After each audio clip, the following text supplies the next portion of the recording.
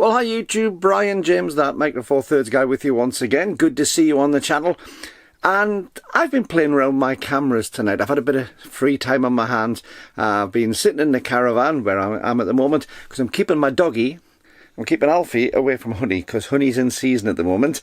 And she hasn't been spayed and neither is Alfie, and we don't want little Alfies and Honeys running around the place. So I've been sitting in the caravan with Alfie, keeping him out of harm's way a little bit, but that's given me a lot of time to sit down with my cameras and to start looking at things that I haven't looked at for a long time.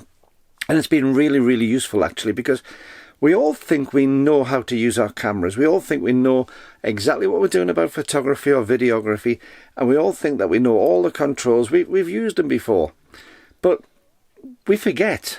And I've forgotten quite a lot. And there's a lot of places I haven't explored. And the example I'm going to give you tonight is using this. This is my EM1 Mark 1, my EM1 Mark 2, I beg your pardon, the Mark 2. And I've just got the 7-14 Lumix on at the minute, which is quite a big lens on the front of it. But that's of minor importance. But I've been making videos now for YouTube for quite some time. And I've said in the past, I'm a photographer rather than a videographer, which is rather interesting because I spend 99% of my time making videos compared to what I do making photographs. So maybe I am a videographer. But I've always had a very simple setup, and I put the camera in front, I set the autofocus so that it'll get myself right, and get some lighting in and just try and make it so you can see me properly. And occasionally I'll maybe try and stop down the aperture to try and get a more of a separation, which I can't hear it because the back's just beside me. So even on f2.5, which I am at the moment, I can't get any separation. But I'll try and do things like that, but nothing more. And I haven't really gone in to see how the camera handles the different modes on video, and I haven't really gone in to see how the camera can change between manual and programmed and aperture priority and shutter speed priority and all those sort of things that you do regularly in photography. So I decided I was going to get my camera out and I was going to have a bit of a play with the video settings, and it's been remarkable actually. And I would advise anybody, if you're used to taking photographs, even if it's a camera you've had for years, have a little sit down and go through the menus and go through and play with it. And I mean, I was trying to work out how to get these modes changed. If I switch the camera on here, I don't know if you'll be able to see on the back very easily. It's not the easiest thing to see. But I was trying to get the modes sorted out, and I found on here, if I press the set button, it brings me up a quick menu. But when I'm on the video setting on the top, because I'm on the little camera, when I'm on the video setting at the top, as well as what's in the normal menu, my quick settings allow me to do all sorts of things.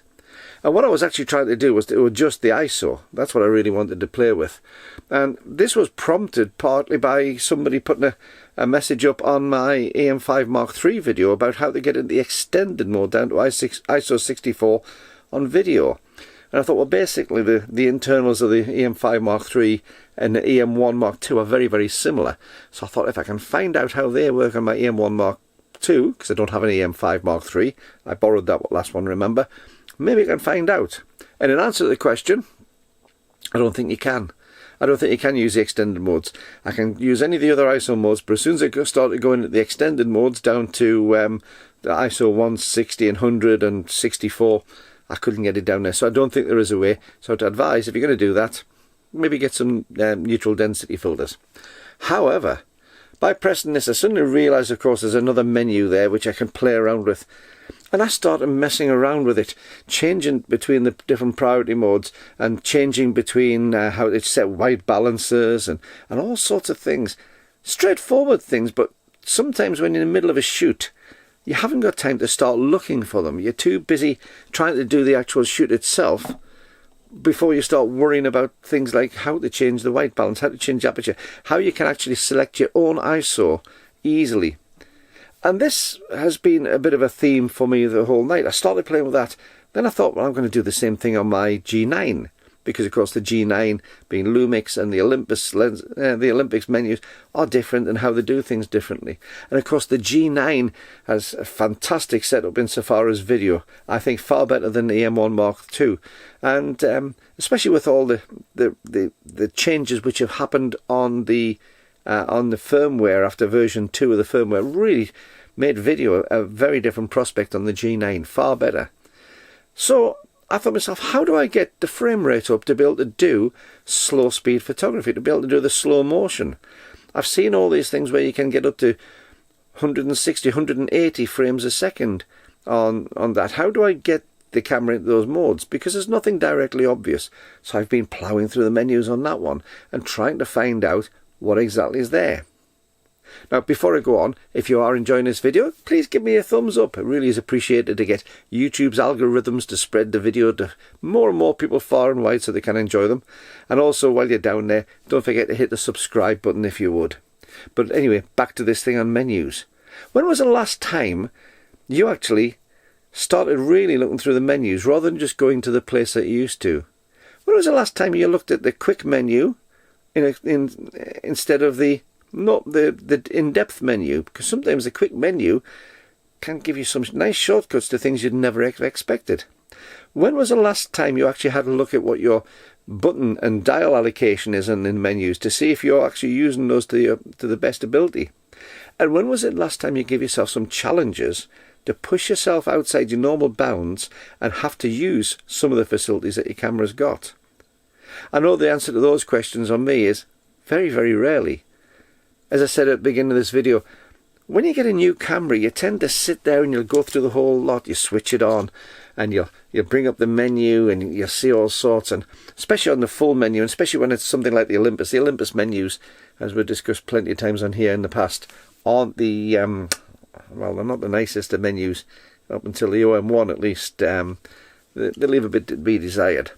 But you go through and you're trying to find out what all these things are, and the settings, you know, you got, there's a one with a camera on, a number 1, it's a shooting menu 1, there's a number 2 for the shooting menu 2, that's with the advanced shooting options.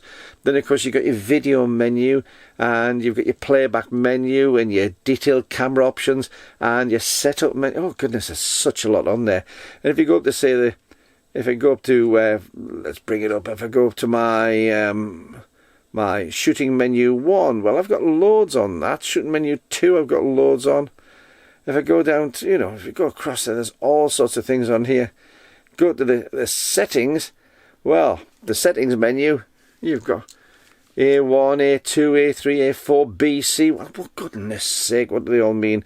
And you get into some of these fancy modes and you think, okay, targeting pad. What's a targeting pad? It's on or off. Oh, hang on. Enable to disappear. Rear monitor AF targeting pad for the EVF. But if you know what that's likely to do, then that's straightforward. It allows you to actually touch the EVF for your autofocus. But if you don't, you get a bit of going through the handbook. And quite often people are just put off by the technical side of these things and they don't even look at the handbook. So you get a fabulous camera which can do all sorts of things and actually might do the very thing that's going to make it easier for you.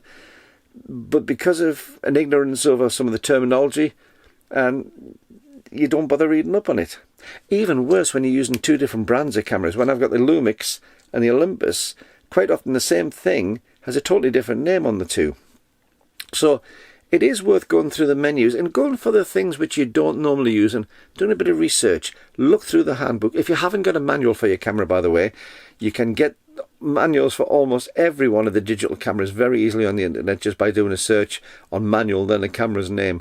And I've downloaded manuals for both my G9 and my EM1 Mark II recently from the internet, and I keep them just as a PDF file and easy to look up. It's actually easier to do searches on there online than it is on the paper copy. But I do regularly look through the menus now, and I'll look for the things which I'm not sure on, and I'll work out what they do, why they do it, and how to access it, and what the parameters that are, because there's so much you can actually expand your photography or your videography with just by using the features on the camera. Well, what do you think? Let me know in the comments below. I'd really love to hear what your views are on that.